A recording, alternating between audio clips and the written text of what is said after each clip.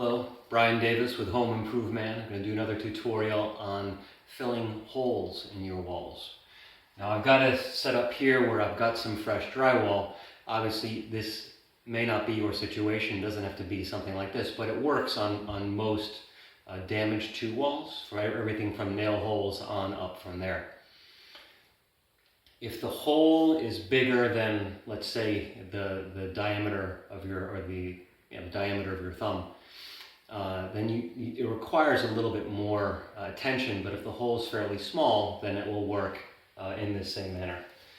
So I've got some drywall equipment, and you may not have all this. What you will need is a putty knife or a trowel, and some spackle, sometimes referred to as mud in the industry, in order to fill the hole. Taking a little bit onto the knife, and when I put it on the knife, I want to put it on in a way that I don't have a lot near the edges, because when I smear it across, if there's some near the edges, it'll often fall off the knife. And then I simply apply it across the hole. Now, when it's fresh out of the bucket, if you come in close, you'll see that there's little bubbles that are inside of it, and so it takes a little bit of working in order to be able to get rid of those bubbles. So I'm going to go across once or twice, and then you'll see the texture of it smooth out. And to be closer to something that I'm happy with, I want it to be raised slightly, because I'm going to sand it down to the surface of the wall. If it's a very small hole, you'll only have to do it once. If it's a larger hole, then it'll take probably 2 coatings. The last thing I want to think about when I'm putting this down is I don't want a lot of thick raised edges.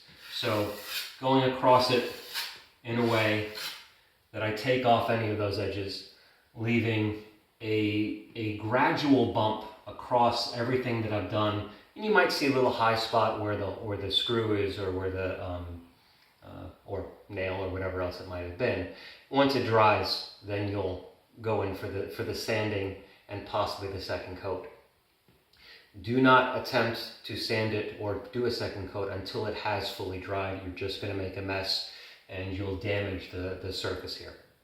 So moving up here, we can see a hole that I've already filled once. I've already sanded it down so it's smooth, and I'm now going to put on the second coat. Same process, with a little more care, considering what I want the end result to be. But again, I'm going to sand it down, and so it doesn't have to be perfect. In fact, in terms of putting on too much or too little, too much is better, because I can sand it down. Too little, and I'm going to have to go back and put on more on top of it, more of the spackle or the mud on top of it. If you have a bigger hole, like I said, you'll have to approach it differently, but that will cover most situations you'll find in your home. A knife like this is really useful.